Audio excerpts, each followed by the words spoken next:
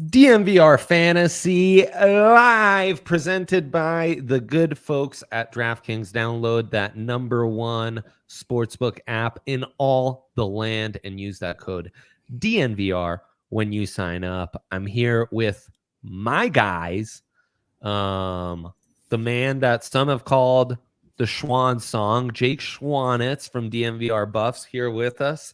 Been a couple episodes since we had you, Jake. How are you doing, my friend? I'm all right. My main fantasy league is 0-3, so I'll just leave it there.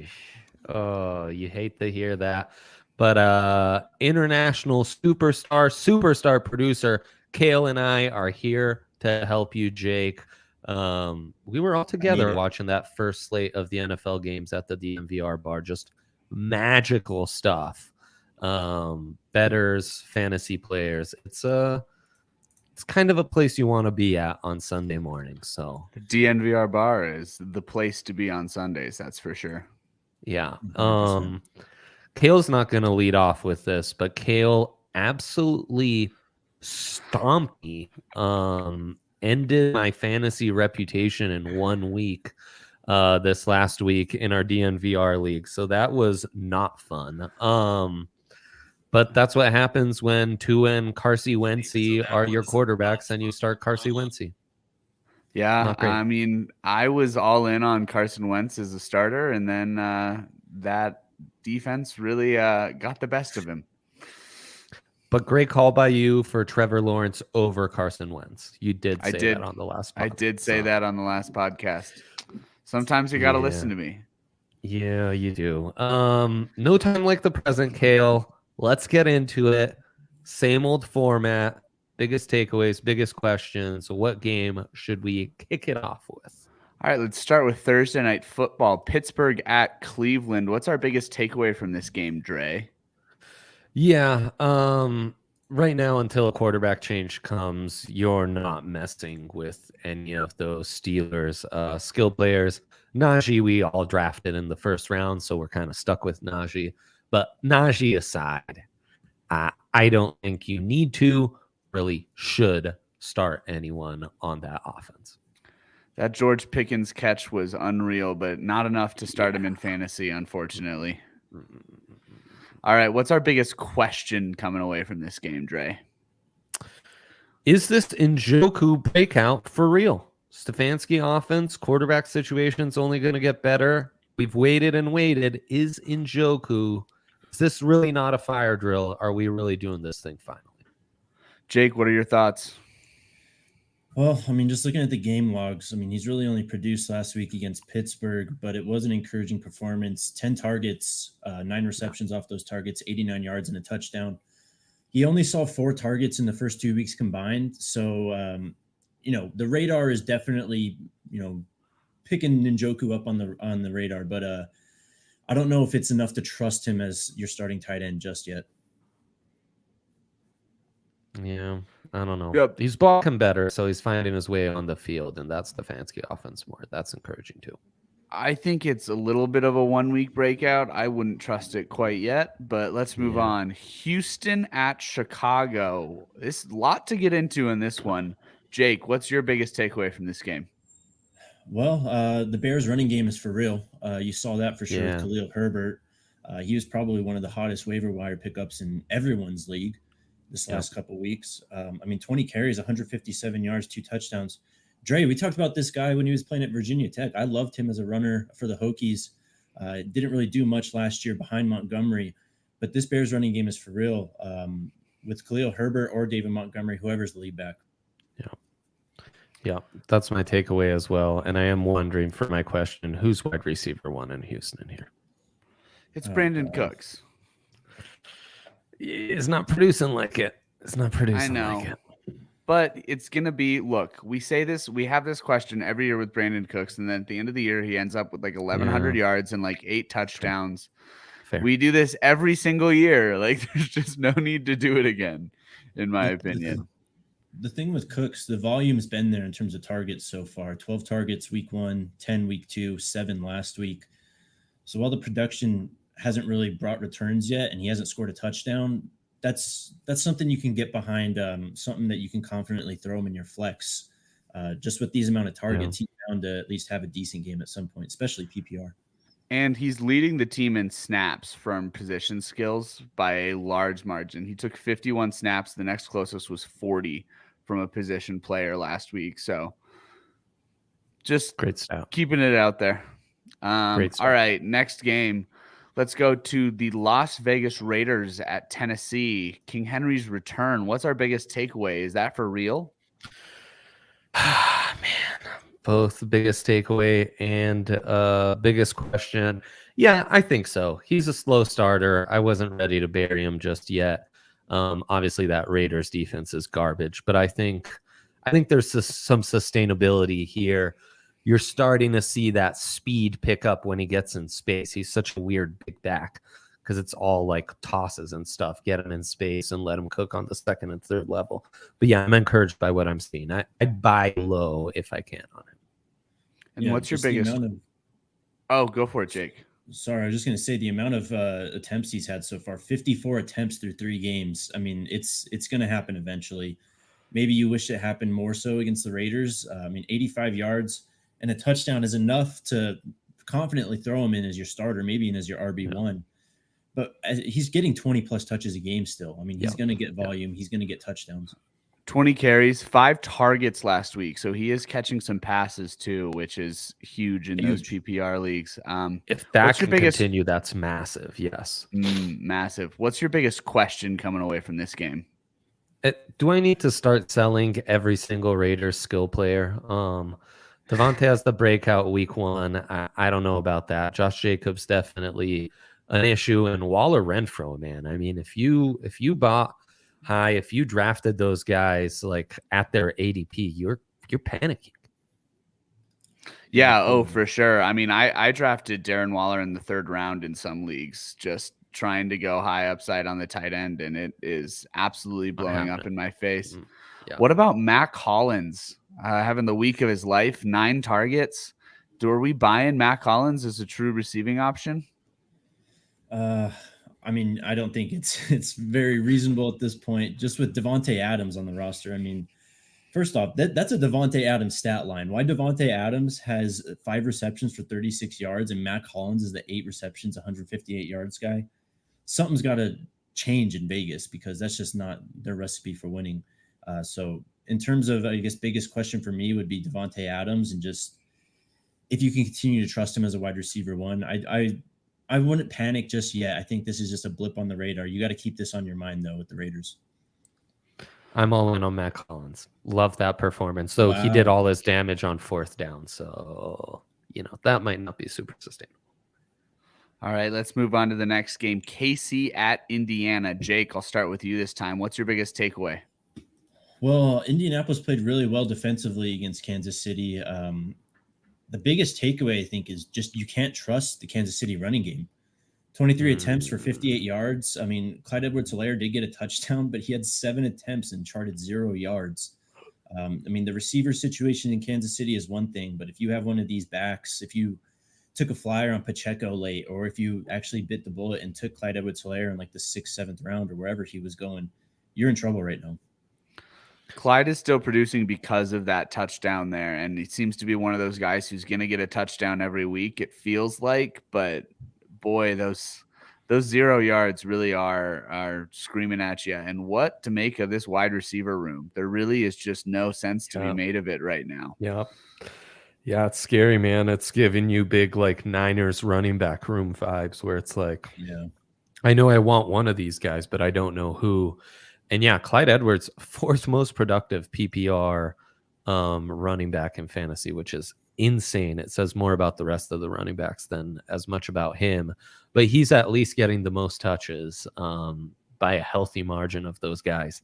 But yeah, that's a mess. My other big takeaway was the Colts go as far as Michael Pittman's going to take them. What a difference that dude made for him weeks 1, 3, and when he was out week 2, we're just lost. Yeah, totally. And Alec Pierce. Alec Pierce was making plays. This is a rookie that, I mean, we talked a lot about him on the draft show. I was a fan of him. 3 receptions, 61 yards, and some clutch plays. He's a guy to watch for down the line. All right, moving on. Buffalo at Miami, one of the weirdest games I've seen in a while. What is our biggest takeaway from that game, Dre? Right after the game when I wrote these down, it was that Miami's the real deal by everyone at these skill positions. I love the speed. I love the Mike McDaniel scheme. The two-way injuries are going to really scare me, though. So but maybe use that to your advantage. Maybe that's a way to mine some uncertainty from some Waddle. Chase Edmonds is a guy I'm really high on, too. Like, that dude just seems to be cooking. They just have so much speed, man. I love everything they're offering. Their team speed, especially those two wide receivers, man. Jalen Waddle is just doing it every week, which is really cool to see. What's your biggest question from this game, Dre? After Diggs, where are the touches going in Buffalo? Because like Devin Singletary got a ton of touches in the receiving game, and we've talked about how the Buffalo running backs are not to be messed with. Dawson Knox hasn't been as impressive, nor has Gabe Davis. Does make you wonder, for such a prolific offense beyond Diggs, who's the set and forget like fantasy starters out of this offense? And I'm not sure there is anyone. I think Gabe Davis will be that guy. He's coming off of missing a week, and it was a weird weather game in Miami where it was really hot. It seems like his injury seems to be bugging him a little bit from just a pure exhaustion. I know he ran more routes than anybody on that team last week. I'm still buying high on Gabe Davis. I think the hype is real there. He showed me enough in week 1 that I feel good about it after missing week 2. I still like Gabe Davis in that offense. Yeah, same. I'm still huge on Gabe Davis as well. Just coming off the injury, I mean, I had to throw him in a flex in one league just out of desperation, just hoping that I could get a touchdown or something out of Gabe Davis. Didn't really come through, but I think that you're going to start seeing that uptick in production that we've expected from him over the last 2-3 years. I still think it's going to happen this year. Okay. All right, moving on. Next game, Detroit at Minnesota, not Minneapolis. What's your biggest takeaway from this game, Andre? They played in that Minneapolis metro area, at least. The running backs, too, steal the show. Madison with the Cook injury, whatever. But Jamal Williams, man, this is not a drill. That was, and again, Swift gets a little banged up, but he's just getting those touchdowns. He's getting you those garbage points. They didn't even come in garbage time. They were actually up kind of early in this one. So, yeah, that was my fantasy takeaway. What's your biggest question coming away from this game? Where's the Justin Jefferson panic meter at? Lights it up week 1. Slowing down a little, slowing down. I wouldn't panic. He's still a set and forget wide receiver 1. You can't really, there's just not that many options. But people who are looking for Cooper Kupp type production in that offense this year, I don't think we're going to quite get it. Yeah. He's still getting targets, though. He had 6 targets last week. I mean, you'd like to see him get more targets, obviously. He had 12 in week 2, 11 in week 1. So you need to see that number almost doubled in that kind of double-digit area. This is just on O'Connell and Cousins to just make sure he gets the ball. And I think that, as you said, Kale, I mean, he's still set and forget guy. This just happens sometimes with these guys that are studs. I mean, they're going to give you duds every now and then. You just got to live with it. But he's 2 duds in a row. I mean, week 2, he didn't show up that big either. So I don't know. I'd start to be worried if he was your guy that you took early in the first round. I mean, I saw him going as high as 2 or 3 overall in some leagues. I would be worried for sure. Not enough to sell or anything like that, but definitely a concern. All right, let's move on to the next game. Baltimore at New England. What's our biggest takeaway from this game, Jake? Lamar's still MVP capable, man. This guy is just a unicorn at quarterback, honestly. I mean, you get the 18 to 29, 218 yards, 4 touchdown passes, and then he just goes and adds 11 carries, 107 yards, and a touchdown on the ground. I mean, he's just a fantasy cheat code at this point. The backfield is something that we can get into. It's a bit of a mess right now with Dobbins coming back, Justice Hill with a little bit of pop. But I don't think Justice Hill has seen quite the carries or the amount of, or the proof of work yet to confidently throw him in as even a flex at this point. mean, he's only had 11 carries to this so far this season through 3 weeks. And with Dobbins coming back, I mean, I just feel like they're going to have to hand it over to him at some point. He will be their lead back eventually. That was a question I had coming up. I saw a crazy stat, just to go back to your Lamar point, that said Lamar without his rushing yards is like QB4 on the year. So that's where it starts to get some crazy stuff. So that's if you take away his legs. And Jalen Hurts, by the way. Yeah. Yep. There we go. Henry's just hitting us with that fact right there. So it would be pretty insane. Jalen Hurts also starting to do his damage without rushing stats as well. Only had 20 yards this week. We'll get to him later. But the threat of their rushing makes them so dynamic, makes those offenses really hard to defend. And the offense that isn't hard to defend is this Pats offense, which our debate on what wide receiver would you pick up out of New England seems completely worthless now a week later with that Mac ankle injury. It's just get rid of any stocks you have. For a while. Yeah, get rid of any stocks you have. Anything else from this game, or should we move on? No, keep it moving. Yeah. Cincinnati at New York Jets. What are we thinking about Tyler Conklin, Dre? Yeah, we might be on the fence with Njoku, but my Mac man, Tyler Conklin, is here to stay. I guess as long as Flacco's there. Flacco's shown us some sustainability with tight ends, especially these bubble tight ends. Once you start to change quarterbacks, things can change up on you. But I think he's here to stay. I think he's very a guy you really want to pick up in dynasties, and is a sneaky start for you right now. He's right in that bubble with the Gesicki's of the world, and you could do a lot worse with a street free agent. Yeah, I think he's going to be some question marks with Zach Wilson coming back for sure. But I think he's startable for sure. All right, Jake, our biggest question: when will this Bengals offense get right? That's a question that's leaving a lot of people scratching their head around the league, man. Tyler Boyd just comes out. He's the most productive receiver from the game.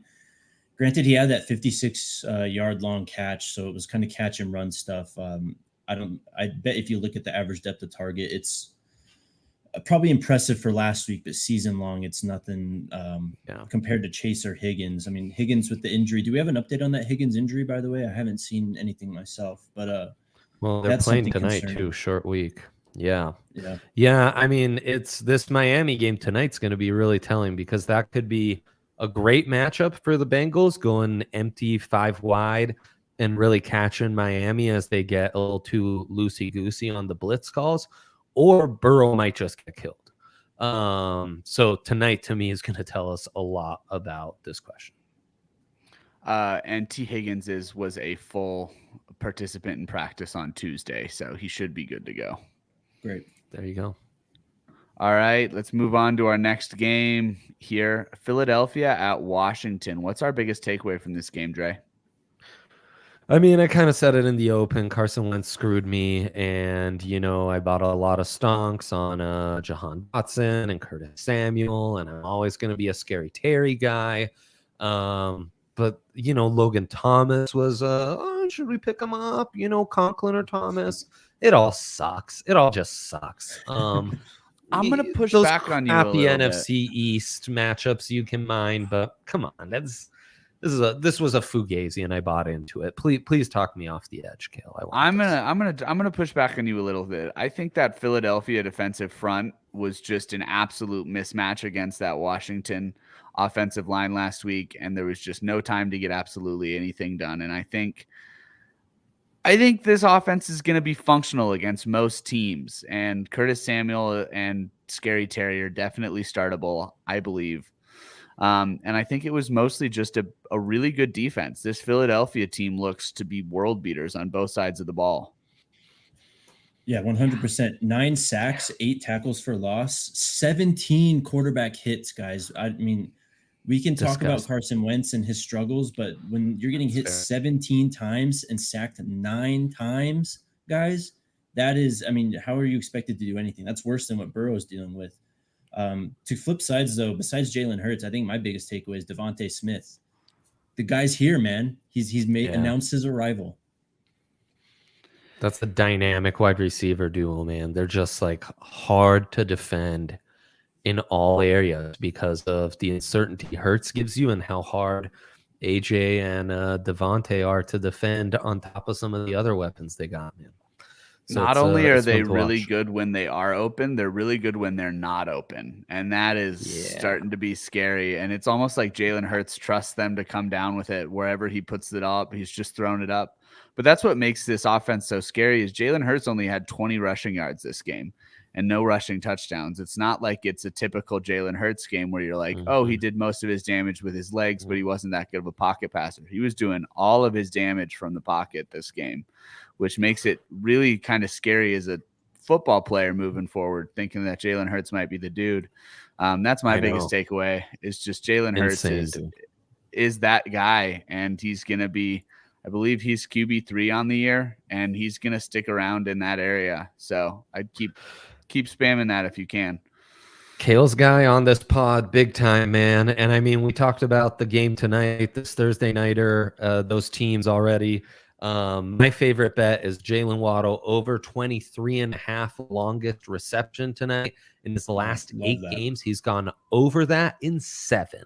I mean, you just need one big play. I know Tua's banged up. And right now at DraftKings Sportsbook, with the NFL in full swing on the official sports betting partner of the NFL, you can bet on just about anything, including longest reception. New users can bet just $5 on any NFL team and get $200 in free bets when they do. If that's not enough, everyone can boost their winnings with DraftKings step-up same-game parlays.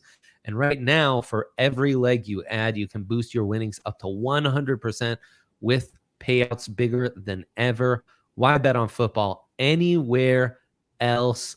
They're just, I mean, their promotions have been off the chains right now. You got to get on DraftKings if you're into the NFL. Download that DraftKings Sportsbook app now. Use that promo code DNVR and get $200 in free bets if your teams wins when you place a $5 bet on any football game. That's code DNVR only at DraftKings Sportsbook, an official sports betting partner of the NFL. Minimum age and eligibility restrictions apply. See show notes for details. All right, let's move on. Next game, we've got New Orleans at Carolina. What are we thinking here?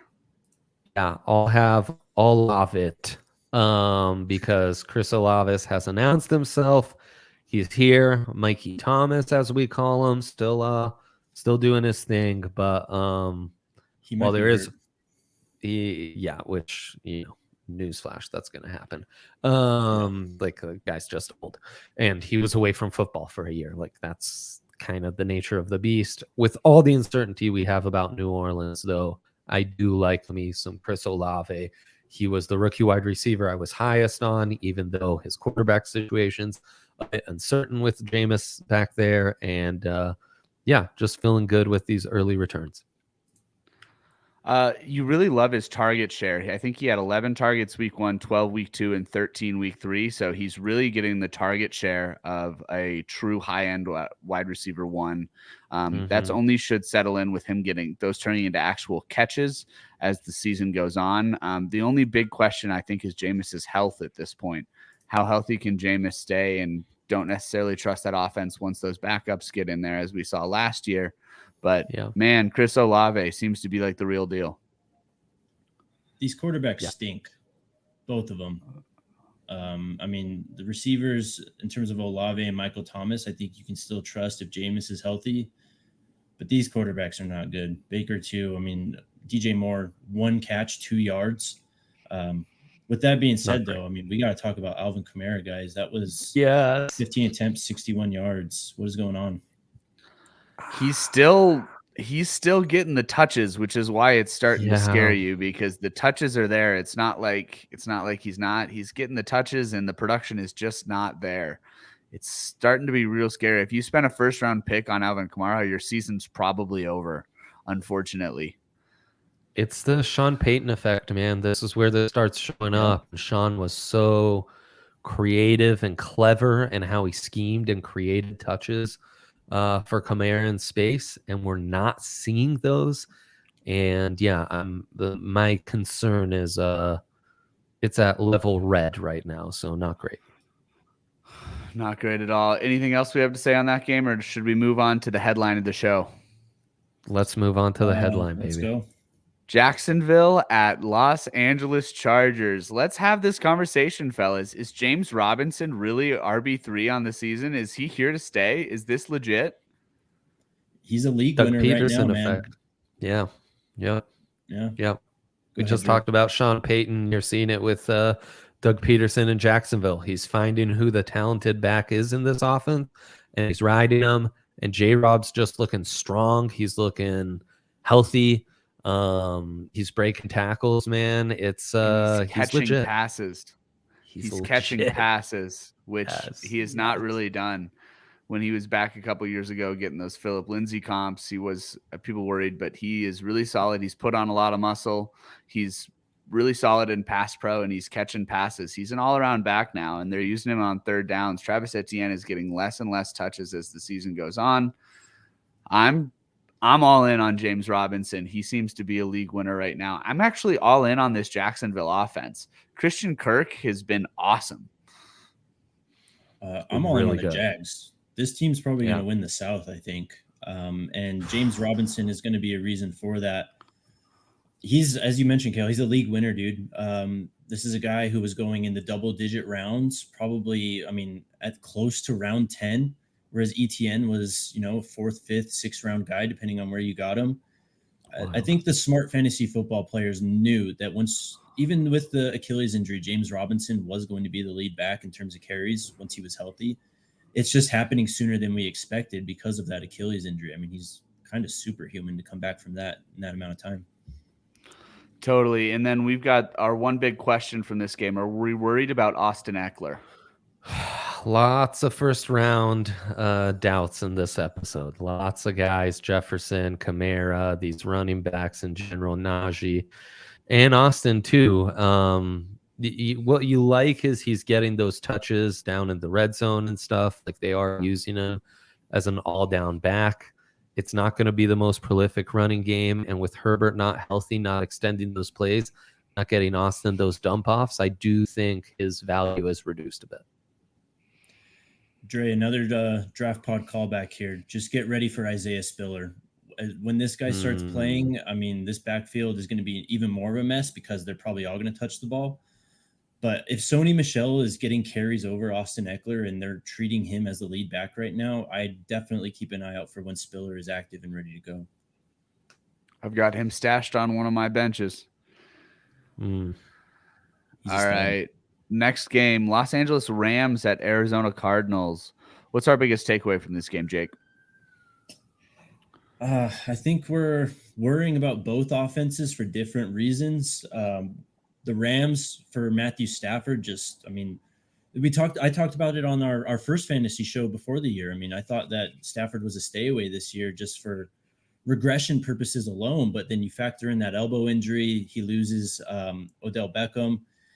You add Allen Robinson, who I'm not a big fan of, so it's really just the Cooper Kupp show.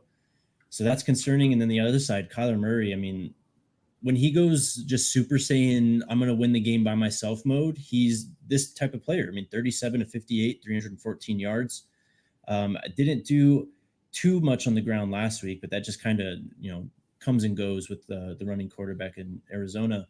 But Cliff Kingsbury, I don't know if I really trust him too much long-term to see these numbers on a week-to-week basis. Yeah, totally agree with you there. What are we thinking about Cam Akers, Dre? Yeah, it's interesting. It's notable. This offense used to be built around the running game. Todd Gurley's MVP season. People forget about this, but that's kind of how McVay announced his presence to the world as a real whiz kid of offense.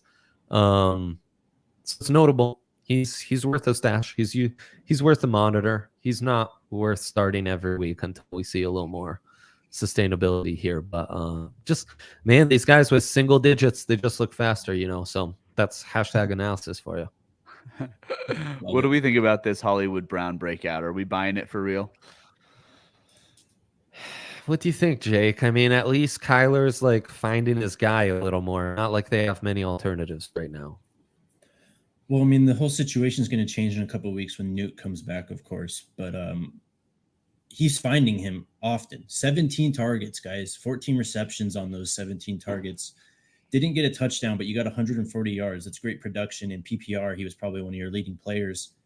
I think until Newt comes back, you can trust Marquise Brown. Maybe even as high as a wide receiver 2, low-end wide receiver 1 type of player.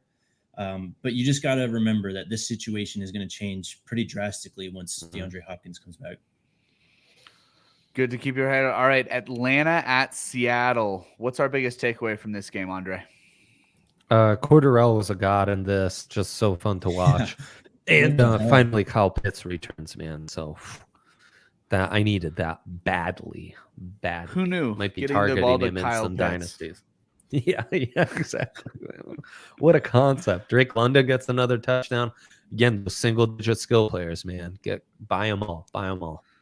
Drake London and Chris Olave were my 2 guys to watch heading into this season that were rookies, and they're both playing out. So just pat myself on the back a little bit for that one. Yeah. And then what do we think about Rashad Penny? Is that just a mirage week 1? Yeah. It's tough to trust that backfield. It's tough to trust this offense. I think outside of Lockett and Metcalf, the Seattle offense is a stay away from me. And even Lockett and Metcalf are going to be very touchdown dependent and just week to week. I mean, Lockett had some decent yardage numbers, double-digit targets for both, so that's encouraging. It's just, I mean, Geno Smith the numbers look great in the box score, but my eyes when I watch the game live, I mean, this is just not a quarterback that you want to be super invested in terms of fantasy. Reminds me a lot of the Denver teams from the last couple of years where you're just staying away from those wide receivers. Dude, that rush trade literally inverted like the path of both these franchises. Yep, for sure. Totally. All right, Green Bay at Tampa Bay. What's our biggest takeaway here? This one's for Justin. Romeo. Yes. Dobbs fan. Romeo Dobbs. If you are part of our circle, you targeted him every which way, dynasties, redraft slate, and look at those returns coming week 3 already, and an abomination of an offensive football team performance by both teams. So there you go. Romeo forever, man. He's a big win for us. Yeah, I think I'm concerned about. Sorry, go ahead. Oh, I was just gonna go. How many starters do you think that there are on this Tampa Bay offense? That's something I think I was going to get into here. I mean, with Leonard Fournette and the fact that there was no Mike Evans, we'll get to Mike Evans, but Leonard Fournette, I think you were expecting more from him this week, right? The Bucs only ran the ball 14 times in a game that had 26 total points, which, I mean, I know game pace, like in the moment, can kind of dictate your play calling, and you have Tom Brady, so maybe that's why they threw the ball 42 times. But I think in week 1 against the Cowboys, Leonard Fournette showed that he can kind of tote the rock and lead this team with 20-plus carries. I mean, not a great performance last week against New Orleans, but that front is pretty strong. So I'm not going to freak out about the Bucs yet, especially with Mike Evans out this week and going against a good Packers defense. Yeah, I wouldn't freak out about Leonard Fournette either. I still like him, and I still like these power backs this year. In general, I think they're going to trend well towards the way defenses are playing with these lighter boxes that are going around the NFL right now. I'd still buy in on those guys. Fair enough. All right, and then let's get to our marquee matchup, San Francisco at Denver. What's our biggest takeaway from this game, Andre? Sutton's the one sure thing, man. Sutton's the one sure thing. Great to bet on as a prop better, and in 2 teams that really are letting you scratch your head on offense, at least Courtland Sutton is as advertised. I mean, as a fan, I'm so sick of Melvin Gordon, but if you're a Javonte owner, you got to be sick over what the Broncos are doing with Melvin Gordon. Yeah. I mean, 15 touches for Javonte. It was a tough game for the Broncos on offense in general. I think everyone knows that, but running the ball, it was pretty brutal. 33 attempts, only 101 yards. It's 3.1 yards per carry. But going back to my point, I mean, Melvin Gordon with the 12 touches, he gets the touchdown. So I guess it's a solid fantasy day if you had him in a flex or something. But so many of these touches got to go to Javonte, man. I'm so sick of seeing Melvin Gordon fumble, and it's just crazy because Javonte is just the better running back. Well, that's my question. Games.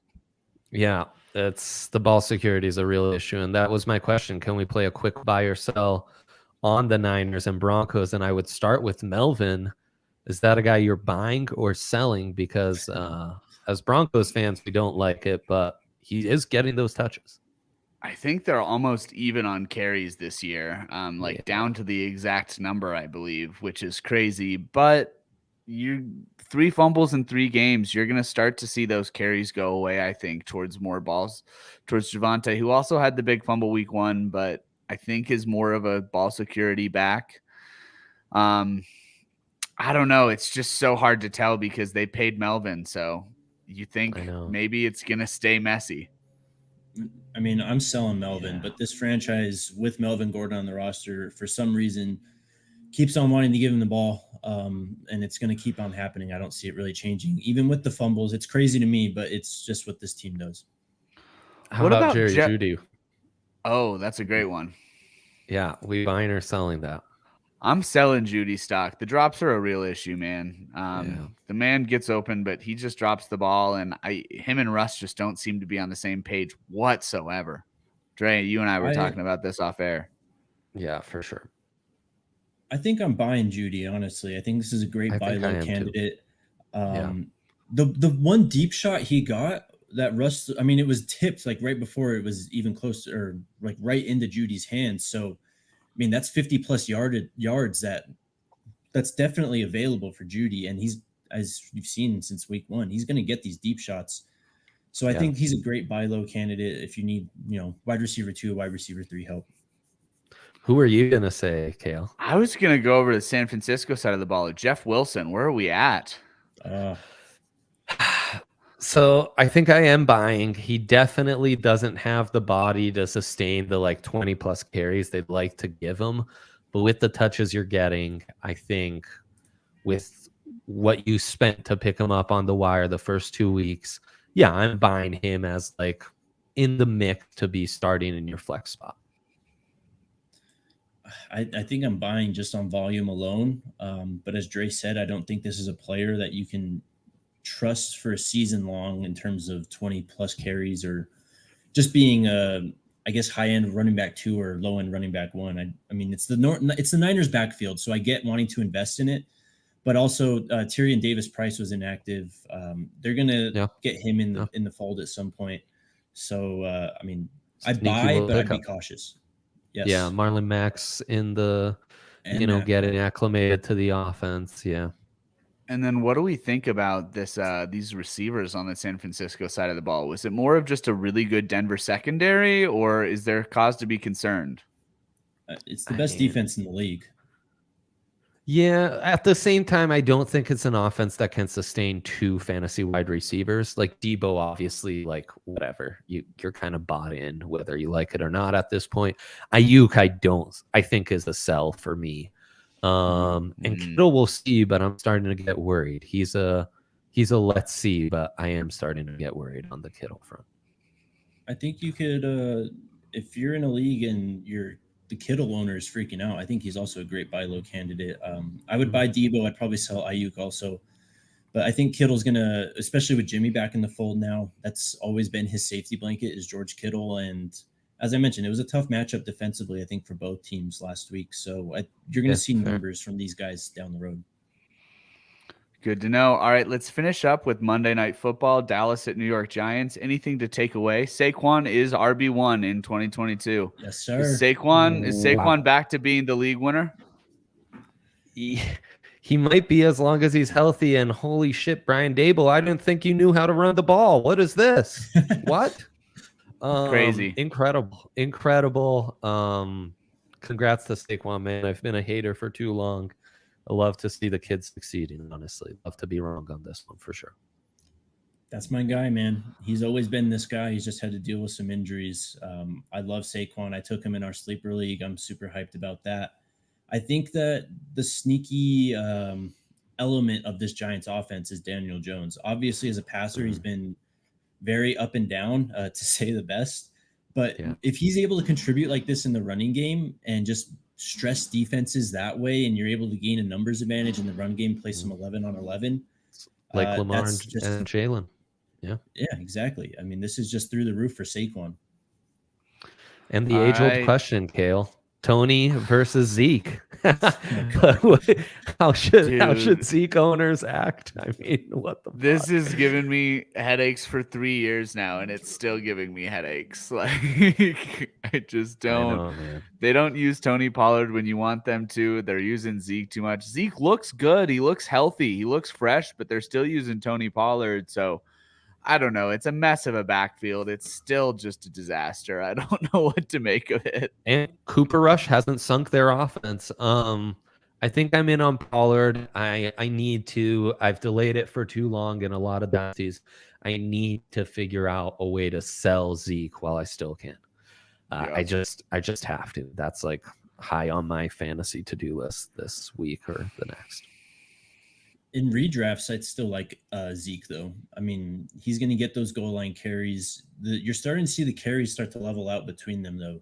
In previous years, it'd be more like, I don't know, Zeke with 18 carries, Pollard with like 5 or 6. Now that Pollard's in that double-digit area and you're seeing that eat into Zeke's workload, I think both are actually good buy candidates. Tony Pollard probably less consistent. You just know that the Cowboys are going to give Zeke the ball with how they're paying him and just what they're trying to do offensively in terms of controlling the clock, especially with Cooper Rush now, who's played well.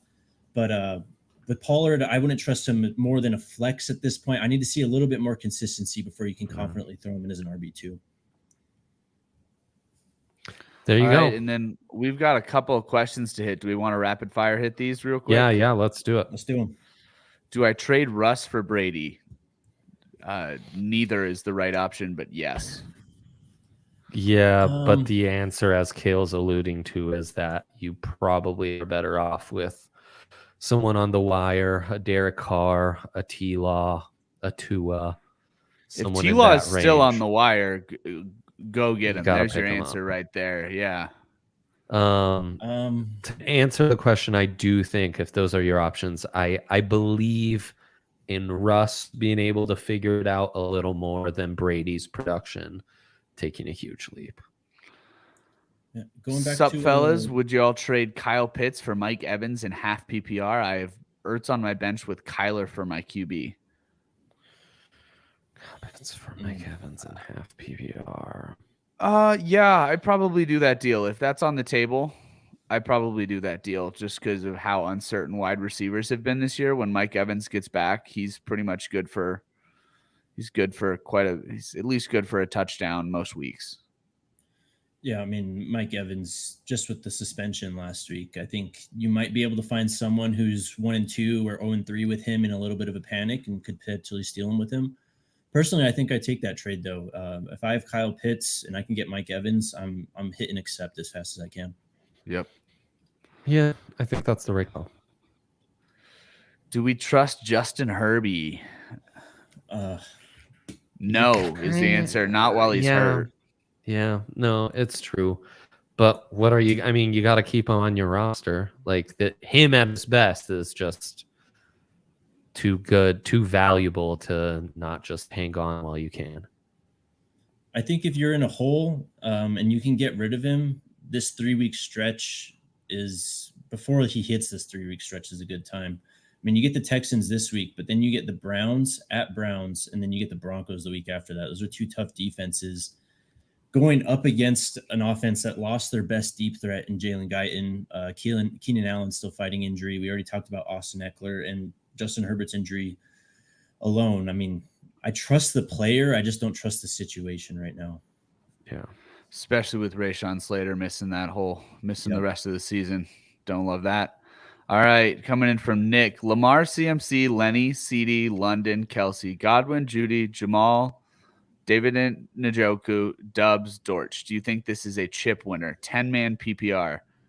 That's a hell of a squad, man. That's a damn good team. Yeah, things are working out for you. I don't know if I can call you a chip winner, but you're going to win a lot of games. May need some reinforcements in running back, but yeah, that's about it. Yeah, I might want to try and take Judy. J. Will, Njoku, Dubs, some of these guys whose stock is fluctuating and has recently really taken a spike, and see what you can do to try and finagle a running back upgrade, especially with McCaffrey, who just got the report 2 days in a row, no practice. I'd check the waivers for some high upside running back twos that are still out there too. Khalil Herbert on this J. team. Will's probably the best. J. Will's probably the best. Yeah. Khalil Herbert. Justice Hill, I think, is intriguing. I know that Jake's skeptical, and in a redraft, you probably don't want to pick him up now. You don't want to alert the other owners to him, but keep an eye. That speed element he gives is way different from anything else that backfield has to offer in Baltimore. And if it clicks, there's some significant upside there. So just keep an eye on him. Be ready to pounce. Also, Ryan's intriguing. He said I was kind of waiting for some of the wide receivers to pop off to try and get some better running backs. Not a bad strategy. Not a bad strategy at all. There you go. Yeah. The trade was I received Barkley, Deontay Johnson, and Josh Jacobs, but I give up Eckler, Debo, and Pierce. Should I have done the trade? Yes. Yeah, probably. Anything that's going to get you Saquon and Deontay Johnson, probably. Yeah, I mean, you were downgrading. It's not like Eckler, Debo, and Pierce are. Like, I think you might be able to still fire that up because it's not like Deontay Johnson or Jacobs have done anything. I mean, in this situation, you're only really taking a slight drop off at wide receiver from Debo to Deontay, and you're getting a massive upgrade in Barkley over Eckler. And then I would still trust Josh Jacobs over Dameon Pierce at this point. I still love Pierce, but that team has shown that they're not really ready to give him 20 plus a game yet. True. All right. That's all we've got, fellas. Thank you much. Thank you, DraftKings Sportsbook, for presenting the pod. We'll be back next week. Holler at us with any questions. Jake, lovely having you on. Superstar Kale. Always a pleasure, man. We out.